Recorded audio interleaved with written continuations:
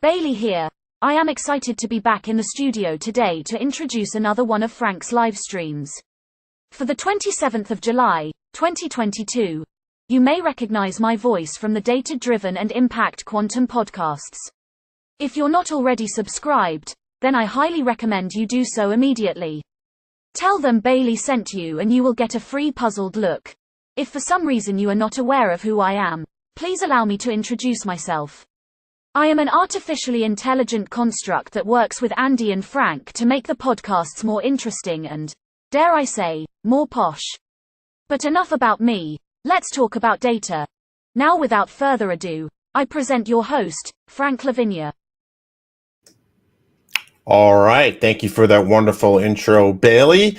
My name is Frank Lavinia. I am an often streamer, almost daily, but not quite. Data scientist, just AI engineer, just trying to make my way in this quantum universe that's turning into a quantum metaverse. You can catch me at franksworld.com, datadriven.tv, and impactquantum.com. And basically, I want to talk today about storytelling. And this is something that I actually gave a presentation on this earlier today. And in the interest of time, not going to give the entire presentation, but I want to talk about storytelling, and because it comes up quite a bit. And I mention it because storytelling is something that I've had a lot of people kind of come at me and say, "Hey, this is it's a bunch of hooey, right? Like it's one of those touchy-feely words."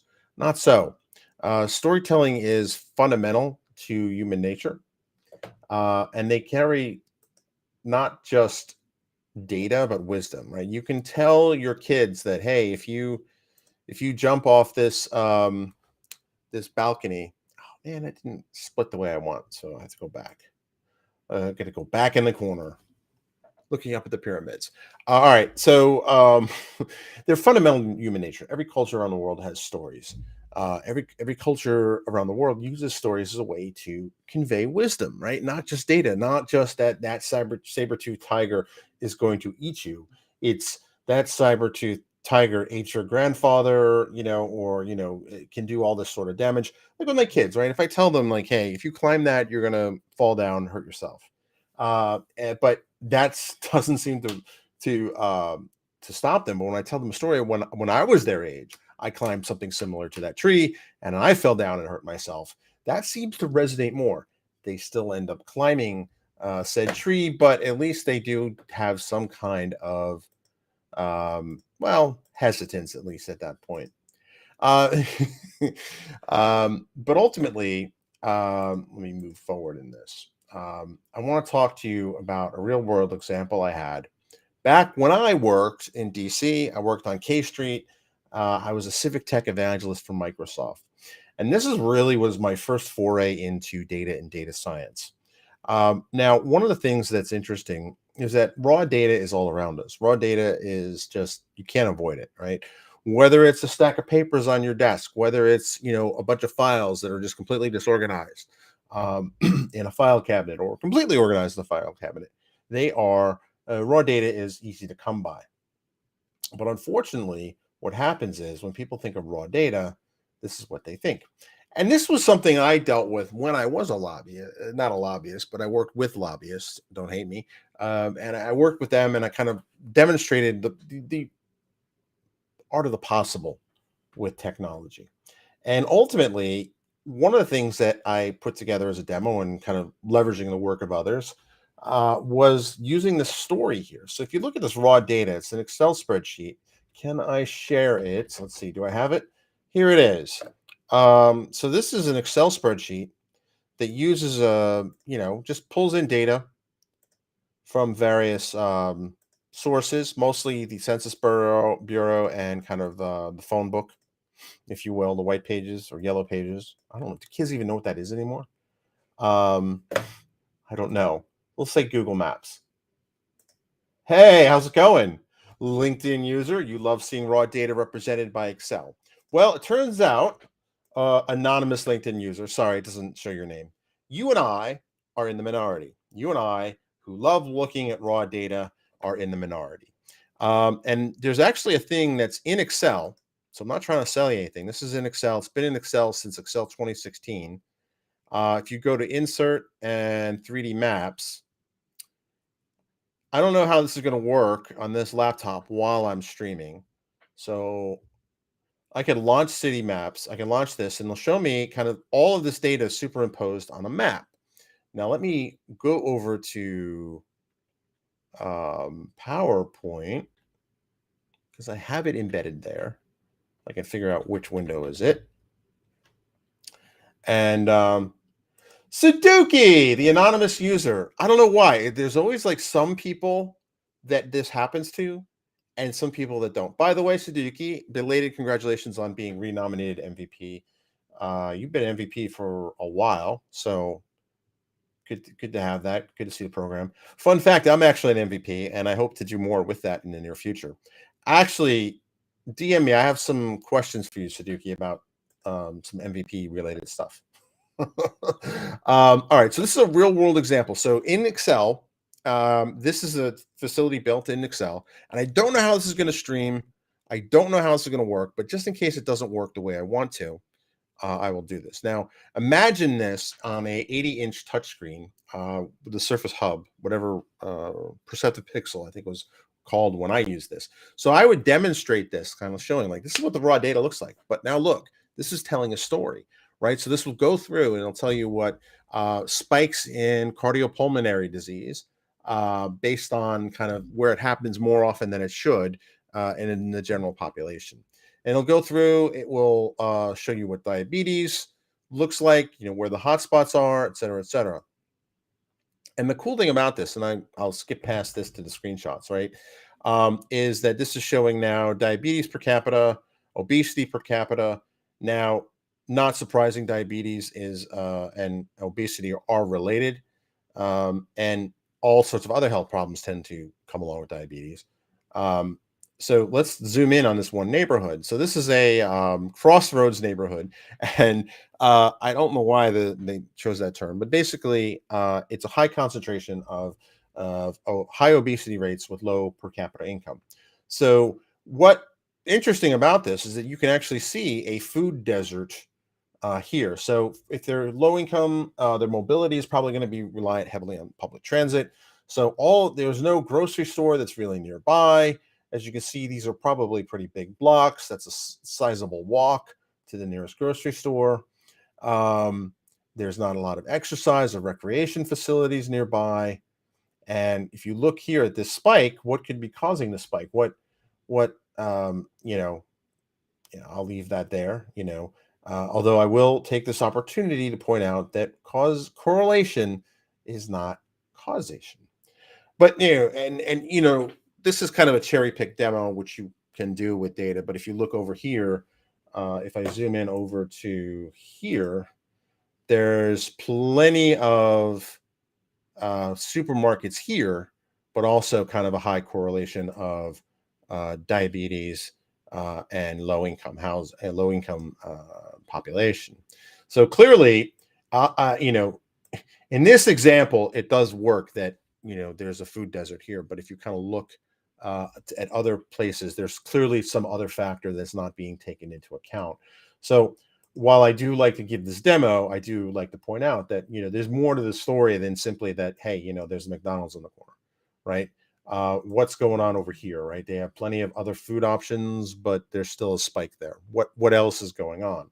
And I encourage folks to explore the data, right? So when I'm giving demos, sometimes this makes a nice easy thing to pick on, but realistically there's a lot more going on if you can have that kind of runs counter to the thesis, and that's something that everyone should always be on the lookout for, right? Just because the data says it may be one thing, there may be other aspects of the data that are not being highlighted. So just something to think about. But what's interesting is that the story here is really kind of, I would interact and I would present to not technologists, but members of Congress, elected officials, foreign dignitaries from time to time. And one of the things that one of the lobbyists told me is that, what the message you want to give to them, the story you want to tell with data, is you want them to, they want to drive the news, right? They don't want to be driven by the news. So if I call up the mayor of this town, and I say, hey, you have a serious epidemic here of obesity and other related health problems that come with obesity, and I call them and say, hey, you need to put a food market, you need to put a farmers market there. First off, if the mayor takes my call, and that's a big if, they'll just be like, okay, sure, we'll put a food market, we'll put a farmers market in. Click. Right. If I even get to the point where they pick up the phone, right? But if I say, as I would say to who was presenting, to whom I was presenting, is like, if you call the mayor of this town, especially if it's in your district, they're going to pick up the phone, guaranteed, right? And if you call them and say, hey, you have a public health crisis looming, right? Because obesity usually leads into diabetes, and diabetes usually leads into other health problems. And it does tend to focus on the low income areas. So how do we fix this, right? There's a food desert here. How do we fix it, right? I recommend you put in a farmer's market. I don't know, anything, zoning, better transportation options, change the zoning so it's easier to set up a small supermarket or a big supermarket. It doesn't matter, right? Because that's the problem is this, that there's no access to food. Or as I kind of accidentally pointed out, so to speak, the problem may be beyond that, right? Because these folks here have plenty of access to food. They don't have a lot of choices here, but yet there's a cluster there. In that case, if I were, one person did point that out when I gave this to a politician, I was like, well, then there's another factor we're not taking into account, because the beautiful thing about data is there's always more data, right? And the question is it relevant data? Well, you don't know till you look at it, till you graph it, till you examine it, till you do your data science kind of material, right? So this, I think, sheds some light on some very real social ills, but it also demonstrates that, if I had presented the whole time with, well, look, now here's the disease registry data, and here's this, here's where the nursing homes are, here's the clinics, here's the fast food, the grocery, the gyms, right? With the possible exception of Saduki, sorry. Her nickname's Saduki. But with the possible exception of her and me and a few handful of data nerds, this would not get me very far. I'd probably lose them in the first 30 seconds of the presentation. But by showing this, well, now I have a story to tell. And so ultimately, the point of this stream is pointing out data as a storytelling mechanism. So that's kind of what I'm thinking. And you know what? Why don't I try this? I'm going to try to upload the raw video and see if I can stream it properly through the Restream platform. And let's see if this will work. And let's see how that goes. I do have a hard stop at 30 minutes after the hour, but let's give it a shot and see what happens. Okay, I want to hide this.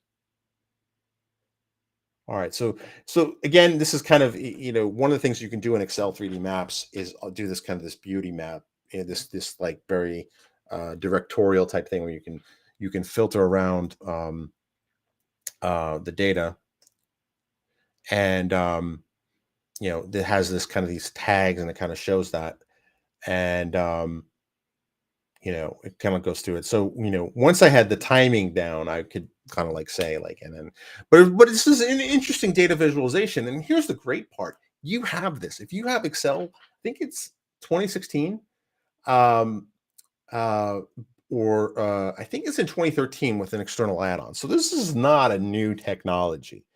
And here's another comment from Saduki, the anonymous LinkedIn user. But you're right; it's the visualizations, right? Exactly, and that is really the bridge between you saying, here's the story, here's the raw data, here's the story. The bridge very often is that visualization, right? And here's the great thing about geospatial data or geospatial representations: everything happens somewhere, right? And that is a portion of the data.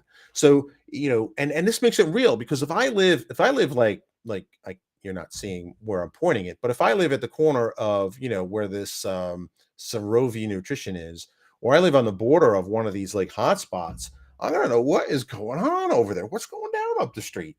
Like, what's going on, right? Or if I live in the middle of it, or if I have a loved one or a relative that is struggling with diabetes, like, hey, this isn't just about you. This is a much larger problem. And So this is an interesting kind of experiment with data and making the story interesting, right? Like you said, right? This tells a story. This tells a larger story than just that this particular neighborhood doesn't have access to great food. This tells us we have an epidemic of obesity. We have an epidemic of diabetes, and very often it's the lower income population that bears the brunt of this, right? And ultimately all of us will bear the brunt of this, right? This is an interesting experiment, and it tells the story. And now the built-in animation shows, hey, look how cool Excel is. And I think this will, yeah. So ultimately, it's really like Sudoku says, this it's the visualizations, right? And visualizations can be used, and they can be abused, they can be overused, and to the point where the story around the data is actually lost, right? Because people wanted to show that. But I just wanted to point out that when you're using data as a storytelling mechanism, very often, the old standby won't cut it. The I'm not sharing my screen anymore. That's funny. But the old standby of using a spreadsheet won't cut it. Right now, for some people, it will. So you got to know your audience, right? That's a good thing to do, no matter what you're presenting on or to whom you're telling the story. But there's a message here, and the message here is that data storytelling is important. And awesome, yeah, you're absolutely right. Exactly. So she said when she loves teaching her students about Power Map, which I think was the old name for this technology, apparently, because there was one time I was looking for Power Map and they changed it to 3D Map, but it's the same thing, right? So, but yeah, it's a great tool. You have show you have geographic impact. I've done things for customers where we took some data from the city of Atlanta, open data, public data, nothing like private or whatever, where it shows crime, right? And it shows gangs that are, and you can actually see on the map based on some of their, I guess their intel unit or whatever, where they thought that this crime, was perpetrated by gang X or gang Y. You can actually map it on the map and figure out, just reverse engineer what particular gangs control what parts of the city. Now, I know people on the street could probably tell you this, but it's just interesting to see the data kind of back that up. And you can also, over time, one of the things that it is in Power Map or 3D Map, Power or whatever this is called, is there's actually a time dimension too. So the same project that I was on, we actually sent them kind of the mapping over time, and you can see this gang grew, their growth, over time, or they grew, which area changed. And there was actually a predictor for violence if there was changeover in a particular neighborhood. So it was interesting to kind of see the data tell a story, because the data was already there, right? They had people on the beat, on the street, on their feet, collecting all this data. But until they saw it, the pattern was much more easily visible when they saw it for themselves. All right, so with that, I will end the stream because I have to hop on a call in about 30 seconds. Thanks for joining, and I will roll the outro graphics. Sudoku, well, I'll be in touch because I have some questions. All right, have a good one.